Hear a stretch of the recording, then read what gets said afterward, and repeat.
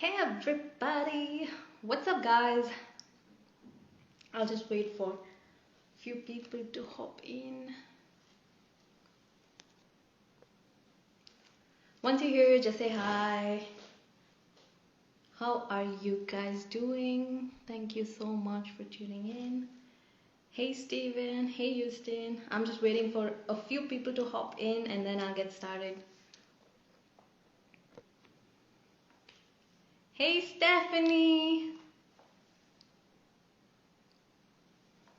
Okay, so today's guest, his name is Houston Bernard. He's originally from Oklahoma and is now living in Boston. He's a country singer-songwriter. His latest singles were just released today. Go check them out. They're called Small Town Way and Without You Honey.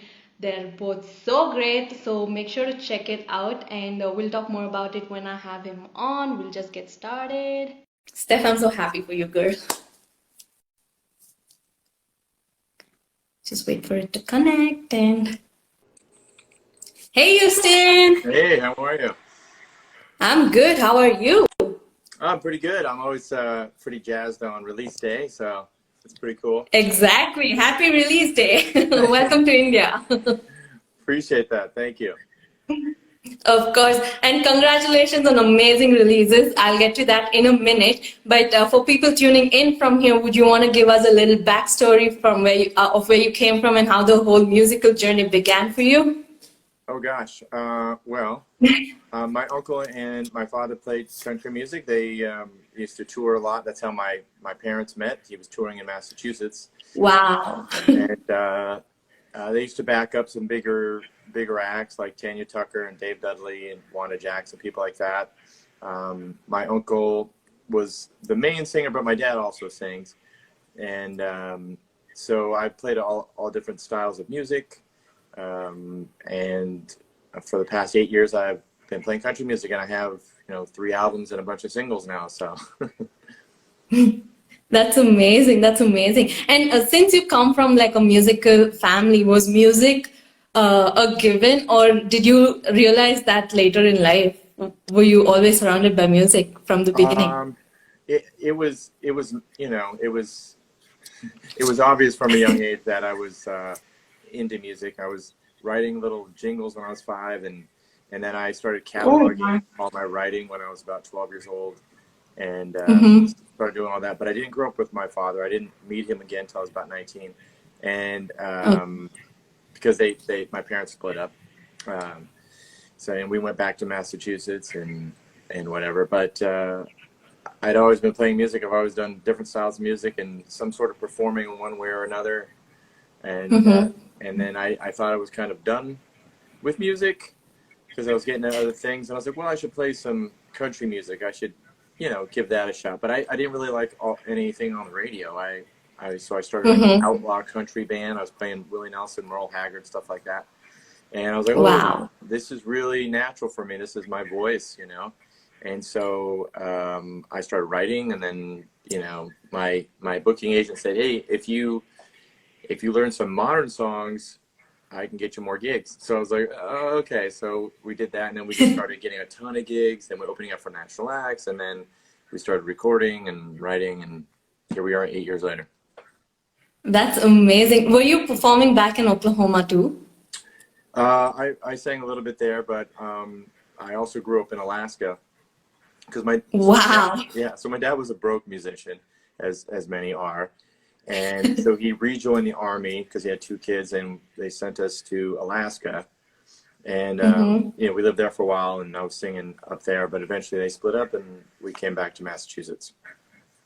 Like, was it hard for you to come back to Massachusetts and begin your music again? It was hard in the sense that there was a huge cultural shock, and the people were very, very different. And they hated country music, and I was just kind of, I was into like Elvis and the Beatles and that kind of thing. On the classic. Maybe Bruce Springsteen, a lot of classic rock. So that was fine, but like the country that was out when I was growing up was very sad. I was like, oh, I don't need sadness. I've got enough of my own you know, it was, you know, I know sometimes sad songs help people feel better, but for me at that time, Mm-hmm. they did not. They just reminded me of how tough things were. So, and I didn't want to do that, True. you know. So True. I was a teenager, you know. I wanted to focus on other things, but um, yeah, you know. And then when I kind of found it, I was like, oh, this, you know, this is music is home for me. You know, this is Mm-hmm. where I should be. This For is what sure. I'm doing. This is what my family has done, you know, for generations on the farms and in Oklahoma. Mm-hmm. So I'm like, oh, so it's really just about my journey, and my musical journey is also my journey in getting in touch with my roots and who they were, and you know, of course, who I am. How is the whole country music scene now in Massachusetts? Has it improved? Because I've had a couple of New England artists on my show, and how is the scene now? I mean, if you compare it to other markets, it's pretty strong Mm-hmm. for local artists. It's not Nashville where there's hundreds of thousands of artists Yeah. and you know it's the hub of country music. Mm-hmm. But there's a lot of artists that move to Nashville from Massachusetts and New England. I mean, they're very prevalent. Yeah. Like big hit songwriters like Laurie McKenna with "Humble and Kind" and among others. And then I mean, there's just a lot of artists up and coming that are doing quite well. I'm not really chasing the fame thing. I'm chasing Mm-hmm. like I want to create good music. I want to perform, and yes, I do want to, you know, find as many people that want to hear my music and try to continue to try to make a living doing that.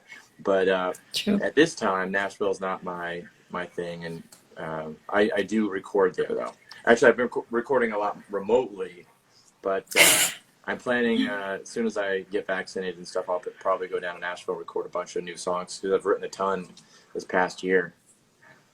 I'm sure, and we can wait for more music. And for people watching in from here, like, how would you describe your sound? Give us a little bit about your sound. Well, I mean, I feel like my sound is kind of a heartland sound. It touches upon 90s country and some like Bruce Springsteen, Mellencamp, circa 1984, 85. I feel like it does. That's kind of my sound. Like I feel like that's my sound. That's what I'm really into, and also those values, you know, from Oklahoma, the center of the country. Mm-hmm. Just like, you know, hard work and being good to people, being kind, and that sort of thing. Just like honest, authentic people, and I try to put that in my music. I try to record music that says those things, and that's me. I love that. I love that. And coming to your original music, can we just talk about People We Are? Because that's the first song I heard of yours and I absolutely loved it. So can you like walk us through the whole writing process and how the idea of that song came along? Oh, I wish I wrote that one. That one was actually written by Kim Pins and Cole Taylor. Cole Taylor's written a Mm-hmm. bunch of hits for Kenny Chesney, Luke Bryan, Jason Aldean. Wow.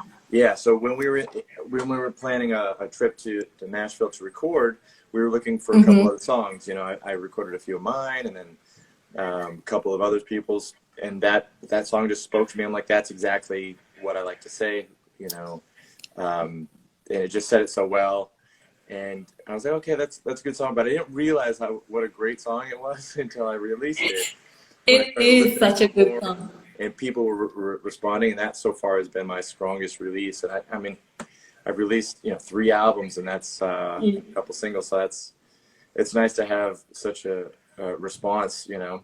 And I just feel It like is such a it's good. very, very me. It's very my message. It's very who I am, and I'm glad that people are relating to it. That's amazing. I love that. And coming to your newest releases that just released today, starting with Small Town Way, like how did that? Were you a part of the writing process for that? Yes. So I reached out to. I did a show a while back with a guy named Brandon Ray. He's a great singer, Mm-hmm. songwriter. He's signed to I've heard. Warner, and he works with a bunch of amazing people. He's toured with a bunch of people, and awesome guy. and I reached out for a write. We did a write, and then I was like, hey, can you record from, are you set up to record? So we're like, okay, yeah, let's record it. And I have a little dinky setup here for, I can do vocals, kind of. And we wrote it. And I said, when in the writing process, I was like, oh, this is kind of what I'm going for. And we bounced ideas back and forth, and this is what we came up with. That's amazing. And what about Without You, Honey? So Without You, Honey, I wrote that a while ago, and there's a few different versions of that. This is when, because for years, I've been writing for years, but I haven't really honed the craft as anybody in any art or skill, because most of my work was like trying to get, gigs booked and business. So I'd write and stuff, but the songs weren't always solid. So that's why I brought in some other writers. And the original version of it was a lot darker. And it's kind of dark now, but it was darker. And then I went to a writer I know named Mary Haller, who I've written a bunch of songs with. And she came up with a version, and then I recorded it. This is the second recording I've done of it, actually. And then I worked with another producer named Adam Steinberg, who used to work with like Sheryl Crow and a bunch of Dixie Chicks, people like that. And we finished writing it to what you hear now for the most part, and then we recorded it. But then when I went to Nashville, we re-recorded it because the feel wasn't right for what we were going for. And it's a bummer for me because like it's all out of my pocket to pay for these things. But I was like, exactly, I was exactly thinking that. It's like it wasn't that it was bad. It was just like we were looking for just a little bit more if we're gonna put it out, And so that song was quite a process. But the story is basically about it. What's funny is it reminds me of Brothers Osborne song 21 Summer. It's like that age when you're like 20, 21, and you have you think you're an adult, and you have that first very intense love that you think is going to be the rest of your life for about 6 months or 3 months, a very short period of time, and then it's gone, and you're like, what the heck just happened? I poured everything into this, and then it's gone. It's a complete disaster. It's like a bomb went off, and in your heart is like you're trying to pick up your pieces, and pretty heavy. But that's what that song's about. Yeah, both are like such a jam. And is there a reason that you released both of them together on the same day? Well, we're not releasing them to radio, and people wanted some more music, and I've held on to Without You, Honey since December 2019, and I wanted to get that. Wow, oh my God! And it's a different feel, and then there's kind of very different songs. My manager suggested the idea, and I'm like, yeah, let's do it. I'm not sure exactly why, to be honest with you, but it worked. Or someone says because he loves us. You're right. I do. I appreciate you very much. That's so true. That is so true. And and between those two, would you say that Without You, Honey took the longest to record, given whatever you told us? Did that take longer? It's had the longest journey for sure. It's definitely had the longest journey. It's been a few years for that song, for changing the versions. I mean, the first version was so different. It sounded close to this Bruce Springsteen song from his Born in the USA album, like Downtown Train or something like that. No, it was. Oh, I'm Going Down. It was just like a really kind of dark, like emptiness, heartbreak, and I was like, so I was feeling that one night, and I just started riffing, and then I wrote as I said, I went through that process. It was such a long process, but I'm really happy with it now. And Bill McDermott, and it was the producer that the final version that you hear. That's amazing. And would you want to sing us a song? Let's hear it. Sure. Which one do you want to hear? Small Town Way or Without You, Honey? Anything. Okay, I'll play Small Town Way. Let me just tune my guitar up.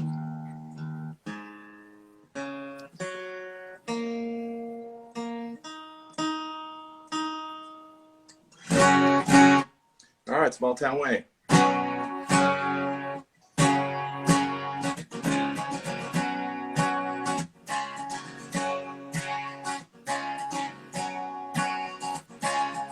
got an old beat-up 6-string Gibson, and I play down at the Crowbar twice a week for anyone who listens. Then I drive my rusty hand-me-down 75 Chevrolet way across town to work my life away for minimum wage. Yeah.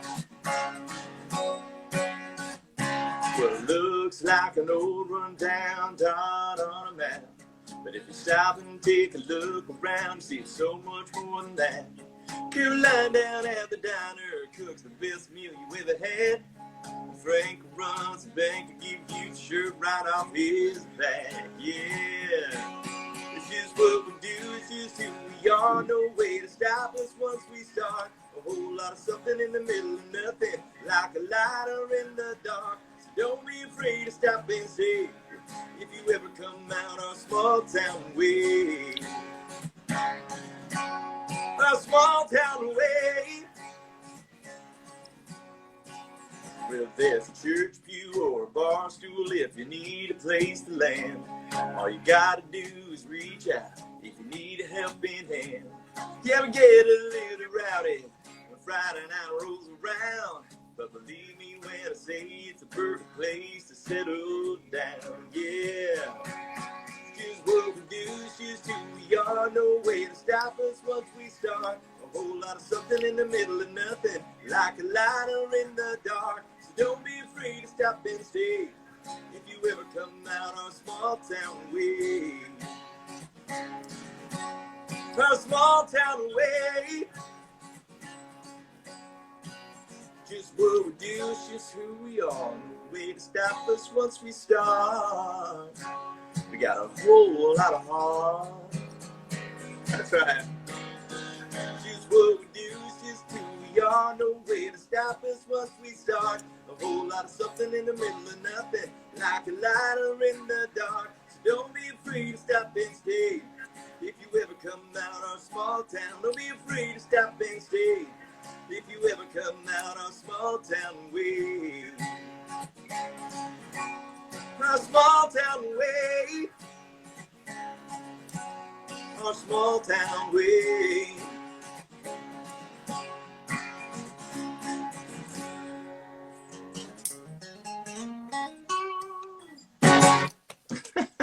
Yay! Thank you so much for that. I mean, Oh, you're very welcome. such a jam. You cannot not sing along. Awesome.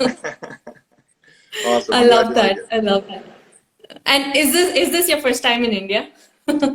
It's my first time in India. It's nice here. I like it.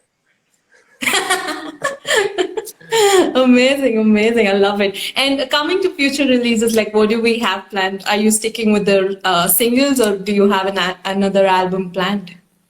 I don't. I think I'm just gonna stick with the singles for now, Mm-hmm.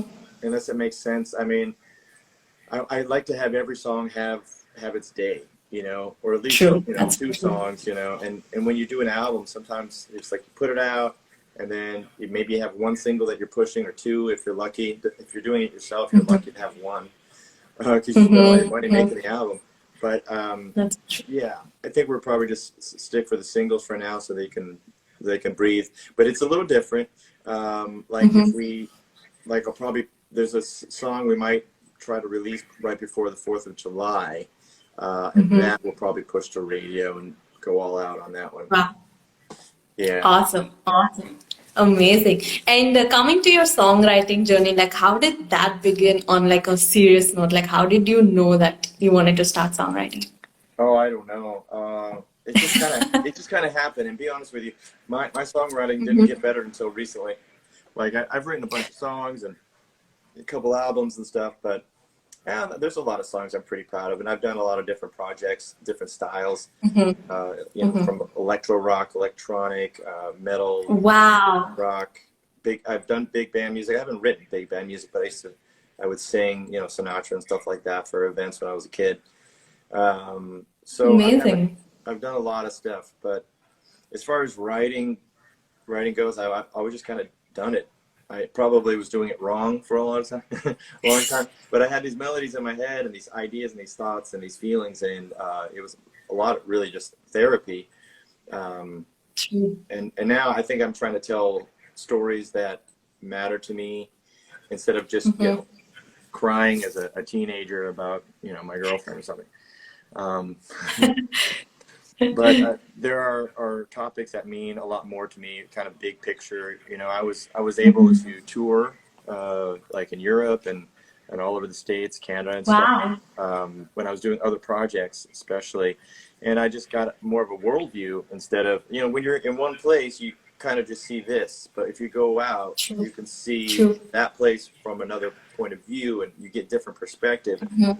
And my perspective is really about, you know, like kind of a worldview, and like we're all human beings. We've got to think like that, I think. And yes, we have, you know, I still root for my sports teams and that sort of thing, but you know, I'm not throwing beer on the other team's fans either. True.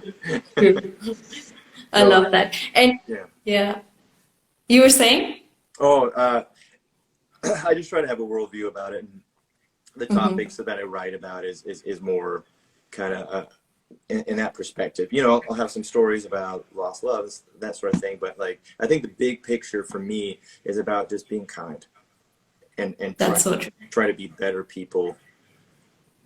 You know. I love that. I love that. And when you go into a songwriting session, when you sit down for a songwriting, what's your process like? Does the melody hit you first, or do you come up with the lyrics first? What's your process? Sometimes what happens is like we'll come into a write, and I've been doing a lot more of this lately since I've had a little bit more time. And the process is, hey, what are you working on? Oh, I've got this. Okay, you've got that. All right. Well, what are you thinking? Oh, I kind of feeling that. So we'll decide on an idea or a melody or whatever, and then we just go and start exploring that and that kind of story and that how we'd like to write it, the feel of it, you know, and that can change too. And each person's writing process is slightly different. And sometimes you work with people in a different way, and sometimes it's just fire and boom, you're off to the races. And sometimes you really got to work a song. And I'm going, like right now, there's a writer I wrote a song with, which was completely out of my wheelhouse. It was kind of like a Jack Johnson type of beach vibe. And Wow. I've listened to it. I'm like, this is actually, you know, it was really hard because I just demoed it, not demoed, but really more about a work tape with a beat and stuff. And I'm like, this was really hard to pull off for me. But the writing process with her was challenging for me, and I enjoyed it. And I try to challenge myself with those things.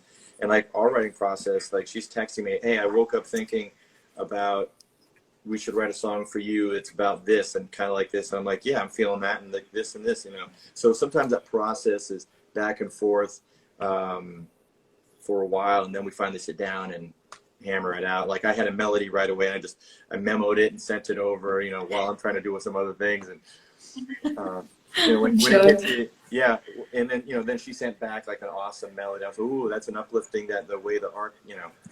So it's different processes for each song and each writer, I think. That's amazing. And do you have like a set of people you write with? I was writing with this, you know, sometimes I'll write a group of songs with someone. But I've been reaching out more this year. I've written with some like really amazing veteran Nashville writers that's all they do, you know, they just write. Yeah. They're also musicians, of course, but like that's really their thing. And it's challenged me, and also I come up with much better songs that way. But yeah, that's amazing. Yeah. Yeah. And when you choose a song for your next release, like how do you do it? Because you already have like a bunch of songs to, you know, record and release. Like how do you choose your next release song? What do you look for? Good question. It's really, you know, that's really with my manager and I, like we talk about it and what our goals are. And, you know, there's songs that are more relatable to people, that'll be stronger for, let's say, a mass audience radio. True. And we'll, you know, is it worth to invest in? Because at this point, everything's an investment. There's very little coming back. So that's kind of the process. And we have in mind, okay, this song will be really good for you. We'll push this and da-da-da. So that's kind of what we're choosing. but it's also like I write and release songs that mean a lot to me. So like Without You, Honey is a very passionate song, but I don't know if I can hear that on the radio. I mean, True. if I was Kenny Chesney, maybe, you know, like, or somebody like that, like they could just release songs and it'll just automatically, you know, sell a lot. But or Luke Combs for that matter, like pretty much anything that, or Morgan Wallen, Yeah, anything they touch right now is that's just, so true. you know, they can put out whatever, you know. That's so true. But it's a lot harder when you're It's so doing it yourself. So you got to put your strongest foot forward, at least the strongest that you have at that time. And that's what we keep doing. We're trying. I'm sure you'll get there in no time. And when you cut songs from other writers, like you had zero contribution to the writing part, like when you cut such songs, like what do you look for in those songs and decide, okay, this is my song, this is what I want to cut? Like, is there certain aspects in that song that you look for? Yeah, for sure. It's relatability. Like, am I feeling this? Can I stand behind the song? Does this feel like my story? Does this feel like a story I can tell? You know, all those questions. Can I live with this song for the rest of my life? That's kind of my thing. And you know, I have a bunch of songs like that. Wait for It, I didn't write, but it was, you know, I usually when I write with a writer, I'm like, what else do you have? Like, what else do you have? Smart. You know, but now lately I've been doing more like, okay, I'm writing so much, I have my own kind of large group of songs I can pull from now. But that's kind of the thing, you know, if I'm feeling it, and I think that it's easy if it's a story I want to tell, but it's also like as a singer and a performer, and you know, I bring a lot to the table as far as executing that. The original versions of some of these songs sound very different. You know, sometimes I get a song and it's just like a work tape, like somebody singing it on an acoustic guitar. You know, and sometimes the songwriters don't all have good voices, don't all play guitar. True. True. But they have a story to tell, and they tell it well, and the song will shine through. And that's, for me, that's what it's done. Oh, and of course, there's some writers that are incredible singers, like this. Exactly. Yeah. There's so many, like Brandon Ray and Jake Anderson, who I wrote The Drivin' with, and he co-wrote We Made Out with some other writers I know. These are all my songs that I've released. So yeah, I mean, there's a lot of variety, but it's got to speak to me. That's amazing. And in that case, are you allowed to change any, you know, lyric or something? Well, you know, someone makes a piece of art, you don't want to go changing it too much. And if I'm going to change it drastically, I usually have a conversation with the writer. Are you okay with this? Or, hey, like for instance, one of the songs that we did, the bridge wasn't quite right. And so we asked them, hey, can you extend this? Because it was like this one line. It's like, can you do a little bit more for us there? And so they did, and it worked better. And then, like, we ended up changing a chord just for a basic feel, which was a really cool chord, and little things like that. But yeah, you want to be respectful of the songs that people are writing. That's nice. And are you more of a lyrical guy or a melody guy? What comes faster for you? Oh, I don't know. I don't know. Sometimes I'll come up with some good lyrics. Sometimes I'll come up with some good melodies. Sometimes sometimes it's just trash and I can't stand it. Have you like anytime come up with a damn good melody and like trashy lyrics? Has that ever happened to you? All the time. I would say that I'm probably stronger at melodies. I think melodies are easier. Saying words in a way that communicate your ideas. You could say it 5 different ways, and you want to say it in a way that's a little different than hearing constantly the red dirt road on the truck. Okay, well, how do we say that differently? Or, you know, or do we, you know. So I would say melody. I'm a stronger melody person. That's amazing. Good to know. And coming to touring, you obviously like shared stages with a couple of big names. How was that, and when did that begin for you? That's cool. It started probably around 2014. we were doing side stage for a couple people. Mm-hmm. We wouldn't necessarily meet them or anything, but it was just like being in that same performance space on the same bill Uh-huh. was kind of a Uh-huh. big deal. And then like about Mm-hmm. 2015, we started opening up for bigger acts on the same stage, hanging out with them. Like Old Dominion, we opened up for them twice Mm-hmm. in 2015. And like Wow. you just knew they were like, they hadn't blown up yet, but you just knew like they were just beyond great. And they are like their level They are. there's so many. Yeah, I mean, they do this pop thing, Mm-hmm. but they do it well, and they do it in an original sense. Like True.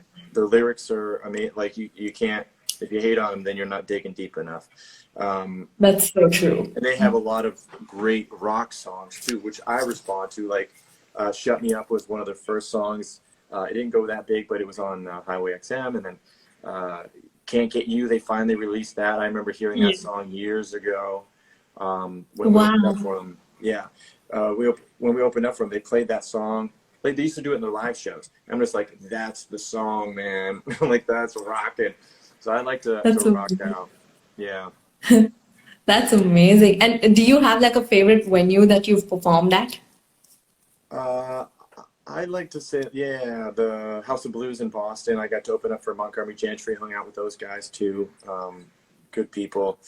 That was an awesome show. I keep going back to that in my mind. Wow. And yeah, that was good. And then when we opened up for Old Dominion was at Royale, which is another sizable venue here in Boston. And Mm-hmm. that was a lot of fun. They were really kind. They're really kind people.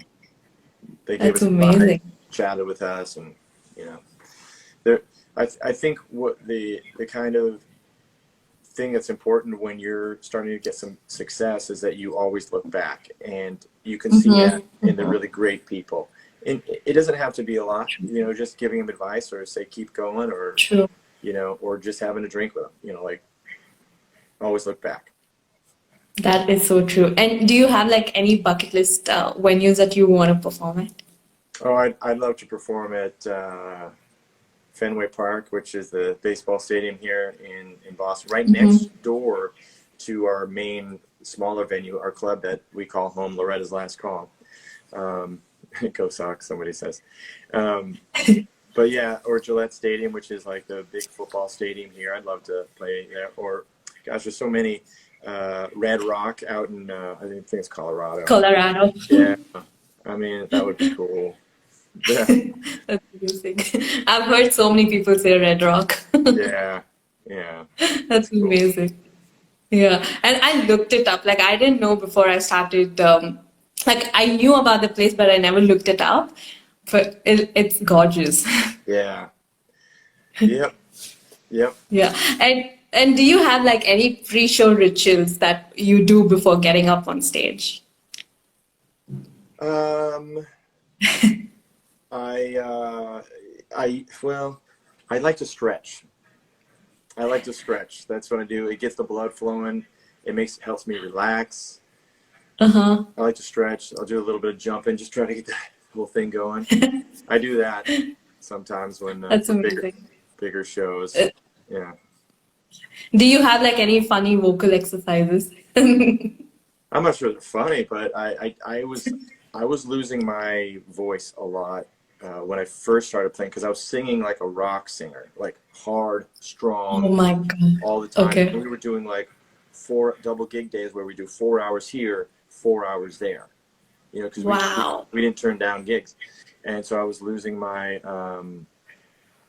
voice a lot. So I went to a vocal trainer, the same one that worked with Adele at MGH here in Boston, Mass General Hospital, and Mhm.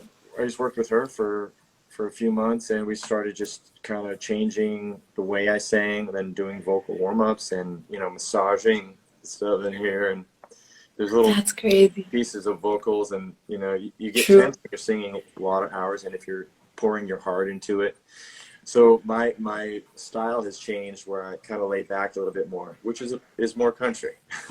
Anyway, Mm-hmm, mm-hmm. it's kind of more where I'm at anyway. I just try to like True. have some fun, but take care of myself, you know. True, true. And do you have like any upcoming shows that you have that you want people to know about? Yeah, my live stream, full band live stream this coming Sunday. Wow. We're doing two shows, one at 5 p.m. Eastern Time and 6:30 p.m. Eastern Time. Just hour sets, two different shows completely. So there's like, we're just doing it for $10 each, and then you know, you can always tip when you're in there. But yeah, this is the third live stream full band we've done since COVID, and we haven't done it in 2 months. So hopefully everybody will show up and have some fun, and we get to play some of these new songs. That's amazing. And where can people find the links to the tickets and everything? Yeah, so just go to HoustonBernard.com, and then, you know, go under shows and stuff. You'll find the tickets there. That's amazing. Houston, before I let you go, I want to know, like, what's the best advice you've ever received? The best advice I ever received wasn't in person. It was reading a book by Bruce Springsteen. And his advice was focused on longevity. A lot of people work really hard, they get to where they want to be, and then they burn out. A lot, you know, Kurt Cobain, Janis Joplin, and Jimi Hendrix, all these people like died about 27 years old. So his advice was really about longevity. And so I just try to think of the long game, try to improve and constantly grow as a person, as an artist, as a writer. You know. I love that. And someone asked you, where's the show streaming from? Trey Hauser. Hey, Trey. Well, you buy the tickets on, or as far as where the location of the venue is. Well, the venue is going to be in Burlington, Mass. But I think once you get the tickets, it'll send you a YouTube link. So you can watch on YouTube. That's amazing. That's amazing. This was a lot of fun, Houston. Thank you so much for doing this. And would you want to add anything else that I might have missed and not asked you? Oh gosh. No, I think we focused on the new songs and the show coming up. Those are great things. I have a new community. Like when people, I have a text number that's on my profile here on Instagram. People can text, and then I just let people know what's going on a lot easier. And you know, when you're using all the socials, you're running around trying to put all this information out, and then you know you can't put all the same information. It's just a little crazy. So if I have a core group of people that care about what I'm doing, it's a lot easier just to text the group and say, hey guys, join me tonight for my release party, which I'm having a release party on Zoom tonight. I'm trying to set that up at 6:30 p.m. for this core group of people that were interested. But yeah, so the text number is good too. Thank you so much. And would you want to plug in all your social medias and your website and all that good stuff?